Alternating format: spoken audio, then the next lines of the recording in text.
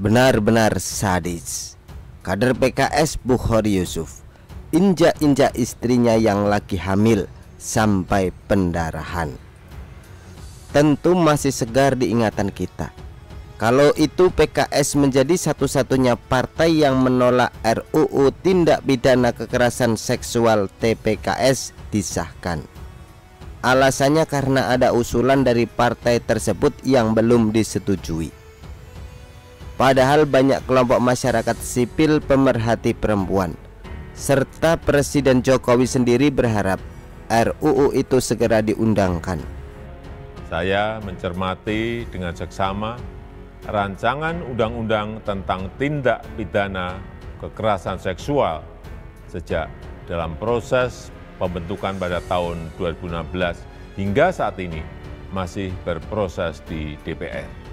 Karena itu, saya memerintahkan Menteri Hukum dan Hak Asasi Manusia serta Menteri Pemberdayaan Perempuan dan Perlindungan Anak untuk segera melakukan koordinasi dan konsultasi dengan DPR dalam pembahasan RUU tentang tindak pidana kekerasan seksual ini, agar ada langkah-langkah percepatan.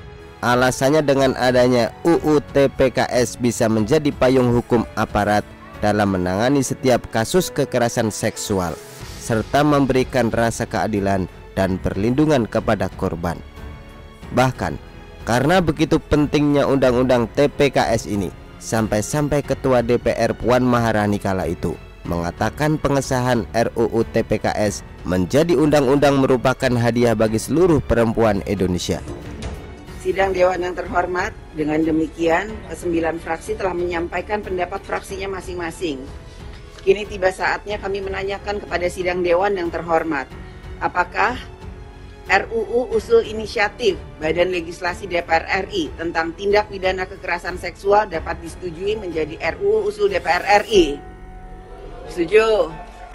TPKS setelah hari ini disahkan sebagai inisiatif DPR, tentunya kita akan menunjuk AKD yang akan membahas, dan kita harapkan karena kebutuhan yang mendesak, pembahasan ini bisa dilakukan dengan efisien namun terukur sehingga bisa terselesaikan dengan waktu. Jadi agak aneh memang, dari 8 fraksi yang ada di DPR hanya PKS doang yang menolak RUU TPKS disahkan menjadi UU.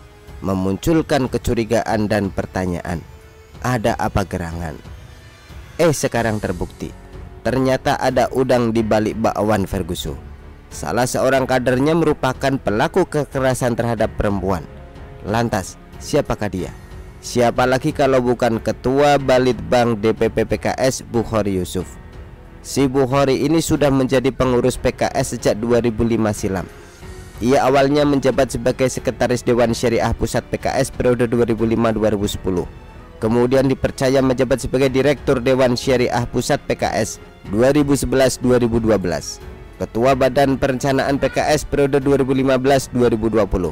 Terakhir, ia ditunjuk menggawangi RND-nya PKS. Nah, karena cukup lama berkecimpung di PKS, banyak yang menyangka kalau Bukhari ini adalah ustadz beneran.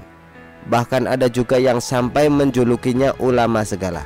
Termasuk TVRI pernah terperdaya oleh tampilan atau topeng yang dia pakai dengan mengundangnya menjadi narasumber di acara yang bertajuk Serambi Islam. Sekarang topeng itu terbuka dengan jelas. Ternyata ia tidak lebih dari seorang pengecut dan penjahat kelamin Ferguson.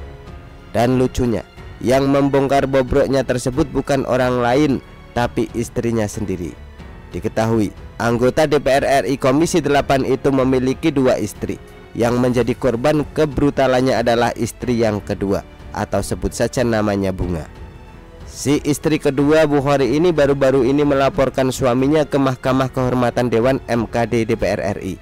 Perkara yang dilaporkan pun agak ngeri-ngeri sedap, yakni kekerasan dalam rumah tangga atau yang dikenal dengan istilah KDRT.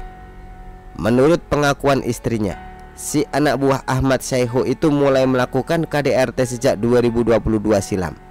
Pokoknya berbagai macam kekerasan sudah diterimanya, mulai dari dipukul, ditampar, digigit, dicekik hingga dibanting.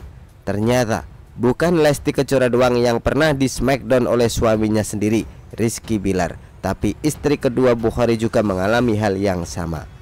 Tidak hanya kekerasan fisik loh yang dialami oleh istri Bukhari, tapi ia juga mengalami kekerasan psikis.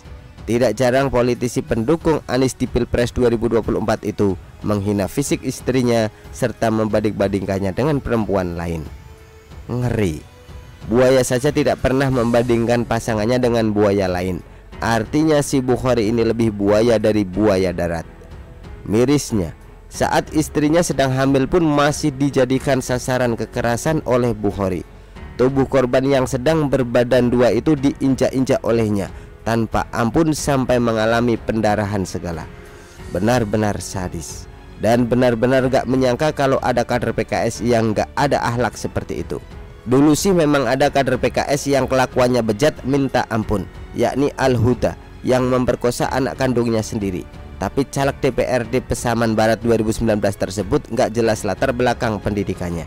Beda dengan Bukhari yang jelas-jelas alumni Lembaga Ilmu Pengetahuan Islam dan Arab Libya jurusan Syariah, serta alumni Universitas Islam Madinah Arab Saudi jurusan Ilmu Hadis dan Studi Islam. Tidak hanya itu, Bukhari ini juga merupakan jebolan pasca sarjana di Wifak Madaris Salafiyah Pakistan dan Universitas Muhammadiyah Jakarta jurusan Hukum Islam. Semestinya dengan bekal ilmu agama yang dimiliki sebanyak itu, tidak akan mau lagi menyakiti wanita, karena Islam sangat menghargai perempuan. Bahkan karena begitu mulianya perempuan di mata Islam, sampai-sampai ada ungkapan surga di bawah telapak kaki ibu. Ilmu agama boleh tinggi, tapi kelakuan tetap saja nggak ada akhlak. Itulah beberapa ciri khas kader PKS, termasuk mantan presiden partai itu sendiri Lutfi Hasan Ishak yang dipanggil Ustadz tapi korupsi sapi. Terakhir apa yang terjadi? Bukhari Yusuf langsung kena karmanya. Ia terpaksa mundur dari anggota DPR RI dan dari PKS karena nggak kuat menanggung malu. Di samping itu, Bareskrim Polri juga sudah mulai bergerak mengusut kasus KDRT tersebut. Artinya apa? Si Bukhari ini bisa saja masuk penjara nantinya. Mudah-mudahan gol ya. Begitulah kura-kura. Artikel Abel dari Syur.com ditulis oleh Ferry Padli. Bagaimana menurut Anda?